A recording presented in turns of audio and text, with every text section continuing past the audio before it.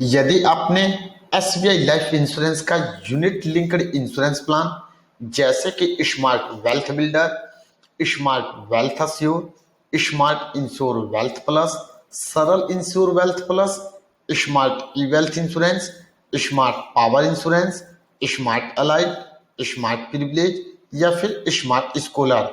इस लिस्ट में से जो भी पॉलिसी दी गई है उनमें से किसी भी एक प्लान को ले रखा है और किसी कारणवश आप उस प्लान को आगे नहीं चलाना चाहते, आप अपनी पॉलिसी को कैंसिल करना चाहते हैं और जानना चाहते हैं कि पॉलिसी को कैंसिल करने के बाद पैसा कब और कितना मिलेगा, तो इस वीडियो को ध्यान पूर्वक देखें और सुने। इस वीडियो के माध्यम से आपको पूरी जानकारी दी जाएगी कि एसबीआई लाइफ के यूनिट लिंक्ड इंश्योरेंस प्लान को सरेंडर करने पर पैसा कब और कितना मिलता है। आगे बढ़ने से पहले वैसे व्यूवर्स जो SBI life insurance advisor channel पर फर्स्ट टाइम आ रहे हैं उनसे विनती है कि वीडियो को लाइक करें, चैनल को सब्सक्राइब करें और बेल आइकन को जरूर दबा दें ताकि SBI life insurance advisor channel के माध्यम से जो भी वीडियो बनाया जाए उसका नोटिफिकेशन आप लोगों को आसानी से मिल सके। तो चलिए स्टार्ट करते हैं। एसबीआई लाइफ इंश्योरेंस के किसी भी यूलिप प्लान को पॉलिसी टर्म के दौरान कभी भी सरेंडर किया जा सकता है, लेकिन यदि आप अपने पॉलिसी को पॉलिसी टर्म का 5 साल पूरा होने से पहले सरेंडर करते हैं तो उस कंडीशन में आपसे 2 तरीके का चार्जेस लिया जाता है। पहला डिसकंटिन्यूअस चार्जेस होता है जो कि इस बात पर डिपेंड करता है कि आप ईयरली प्रीमियम के रूप में कितनी राशि का भुगतान कर रहे हैं और आप पॉलिसी को कौन से साल सरेंडर कर रहे हैं। दूसरा फंड मैनेजमेंट चार्जेस होता है जो कि इस बात पर डिपेंड करता है कि पॉलिसी लेते समय आपने अपने पैसों को कौन कौन से फंड में निवेश किया। जैसा कि हम लोग यूलिप प्लान की बात कर रहे हैं तो यूलिप प्लान में पहले 5 साल तक हमारा पैसा 5 साल के लॉकिंग पीरियड में चला जाता है।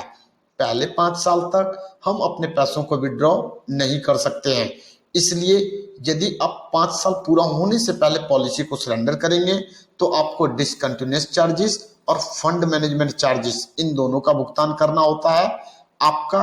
जो भी अमाउंट आपने प्रीमियम के रूप में भुगतान किया है उस पर आपको 4% के हिसाब से रेट ऑफ इंटरेस्ट मिलता है और जैसे ही पॉलिसी टर्म का 5 साल पूरा हो जाता है तो पॉलिसी टर्म के 6ठे साल फर्स्ट वर्किंग डे में जो भी आपका फंड वैल्यू होता है उसका भुगतान आपको कर दिया जाता है। फंड मैनेजमेंट चार्जेस के रूप में आपको कम से कम 0.5% और अधिकतम 1.35% का भुगतान करना होता है जो कि इस बात पर डिपेंड करता है कि आपने अपने पैसों को किस फंड में निवेश कर रखा है। अलग अलग फंड में अलग अलग तरीके का फंड मैनेजमेंट चार्जेस लिया जाता है, लेकिन यदि हम बात डिसकंटिन्यूअस चार्जेस को करें तो डिसकंटिन्यूअस चार्जेस के रूप में यदि आप ईयरली प्रीमियम के रूप में 50,000 या 50,000 से कम राशि का भुगतान कर रहे हैं और अपने पॉलिसी को पहले ही साल सरेंडर करना चाहते हैं तो उस कंडीशन में ईयरली प्रीमियम के रूप में आप जिस राशि का भुगतान करते हैं वह या फिर जो भी आपका फंड वैल्यू होता है उसका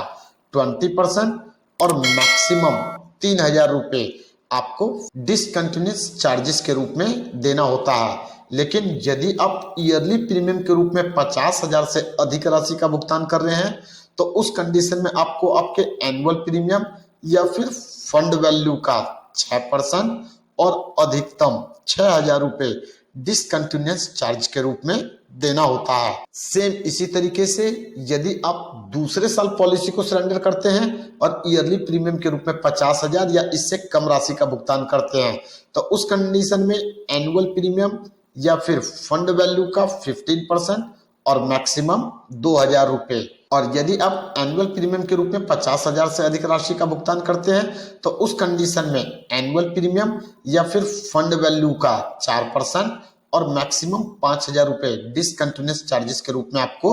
देना होता है।